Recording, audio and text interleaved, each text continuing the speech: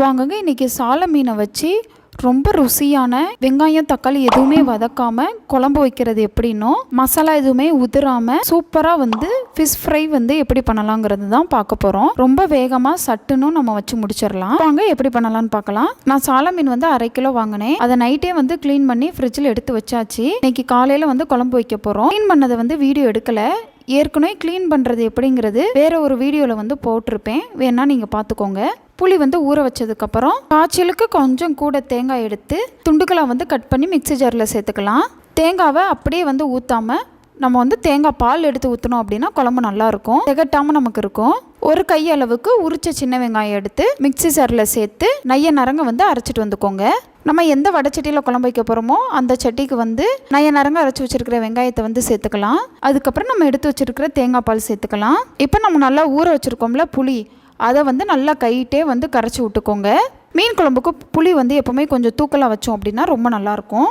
இப்போ இதையும் நல்லா கரைச்சாச்சு, சேர்த்துக்கலாம். இப்போ இதோட ஒரு பெரிய சைஸ் தக்காளி எடுத்துக்கோங்க. மீடியம் சைஸ் தக்காளினா 1.5 தக்காளி சேர்த்துக்கோங்க. இதை நல்லா கையிட்டே இந்த மாதிரி உடச்சி விட்டு நல்லா கலந்து விடணும். இப்படி பண்ணி பாருங்கள், ரொம்ப ரொம்ப குழம்பு ருசியாக இருக்கும். இது உங்களுக்கு வாட்டப்படலை அப்படின்னா நீங்கள் மிக்ஸி ஜாரில் வெங்காயம் குறைன்னு அரைக்கிறீங்களே, அப்போவே தக்காளியும் சேர்த்து குறைன்னு அரைச்சிட்டு வந்துக்கோங்க. அவ்வளோதான். நல்லா கையிட்டே நைய நரங்க நல்லா தக்காளியை கலந்து விட்டாச்சு. இப்போ மசால் பொடி சேர்த்துக்கலாம், மஞ்சள் தூள் சேர்த்துக்கலாம், புளிக்குழம்பு பொடி சேர்த்துக்கலாம். மிக்ஸி ஜாரை அலசி தண்ணி ஊற்றுனதுக்கப்புறம் தேவைப்படுற அளவுக்கு தண்ணி ஊற்றிக்கோங்க. எல்லாத்தையும் கலந்து விட்டு பாருங்கள். உங்களுக்கு குழம்பு இந்த அளவுக்கு தண்ணியாக இருக்கணும். மீன் குழம்பு கொஞ்சம் தண்ணியாக இருந்துச்சுன்னா ரொம்ப நல்லாயிருக்கும். அதுக்காண்டி ரொம்ப தண்ணியாக வச்சிடாதீங்க, அதையும் பார்த்துக்கோங்க. இப்போ இதை அடுப்பில் வச்சு நம்ம நல்லா கொதிக்க விட வேண்டியது தான். இந்த அளவுக்கு நுரத்தள்ளியாக வர்ற அளவுக்கு கொதிக்க விட்டதுக்கப்புறம் க்ளோஸ் பண்ணி மசாலா வேகிற வர குழம்பு கொதிக்கட்டும். இப்போ ஓப்பன் பண்ணி பார்க்கலாம். நம்ம ஊற்றிருக்கிற தண்ணி நல்லாவே வற்றி வந்திருக்கு. இன்னுமே நமக்கு கொஞ்சம் கெட்டியாகணும். ஏன்னா மீன் போட்டதுக்கப்புறம் மீன் குழம்பு கொஞ்சம் தண்ணியாக ஆகும். அதனால நீங்கள் கொஞ்சம் கெட்டியாக வச்சுட்டு மீன் போட்டிங்க அப்படின்னா உங்களுக்கு சரியாக இருக்கும். இப்போ ஓப்பன் பண்ணி பாருங்கள், நமக்கு குழம்பு கொஞ்சம் கெட்டியாக இருக்குது. இந்த ஸ்டேஜில் நம்ம மீன் துண்டுகள் சேர்த்துக்கலாம். நீங்கள் எந்த மீன் வச்சு வாங்கி குழம்பு வச்சு பாருங்கள், ஆனால் இந்த சால மீன் ருசிக்கு எந்த குழம்பு பக்கத்தில் நெருங்க முடியாது. எனக்கு சால மீன் தான் ரொம்ப ரொம்ப பிடிக்கும். மீன் உப்பு போட்டு நான் ஊற வைக்கலை. அதனால் நீங்கள் உப்பு போட்டிருந்தீங்க அப்படின்னா மீன் குழம்பு தேவைப்பட்டால் போட்டுக்கோங்க. நான் உப்பு போடலைங்கிறனால உப்பு சேர்த்துக்கிட்டேன். அவ்வளோதாங்க. இனிமேல் மீன் வேகிற அளவுக்கு நல்லா க்ளோஸ் பண்ணி வேக விட வேண்டியது தான். மீன் வெந்துக்கிட்டு இருக்கட்டும். அதுக்குள்ளே இங்கிட்டு மீன் பொரிக்கிறதுக்கு மசாலா தடவி வச்சுக்கலாம். நல்லா தண்ணி எதுவுமே இல்லாமல் மீன் எடுத்துக்கோங்க. அதில் 2 ஸ்பூன் கார்ன்ஃப்ளவர் மாவு சேர்த்துக்கோங்க.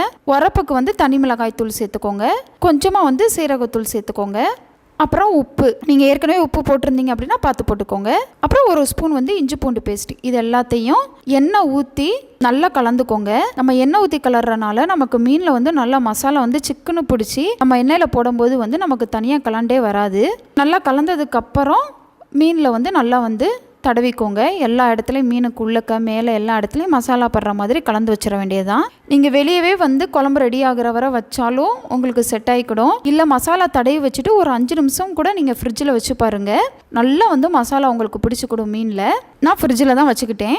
இப்போ இங்கிட்டு மீனெல்லாம் சூப்பராக குழம்பு ரெடியாக இருக்குது. இப்போ குழம்பு தாளித்து விட்டுக்கலாம். நல்லெண்ணெய் ஊற்றிக்கலாம். எண்ணெய் காயவும் கடுகு போட்டுக்கலாம். கடுகு பொரிஞ்சு வரவும் வெந்தயம் சேர்த்துக்கலாம்.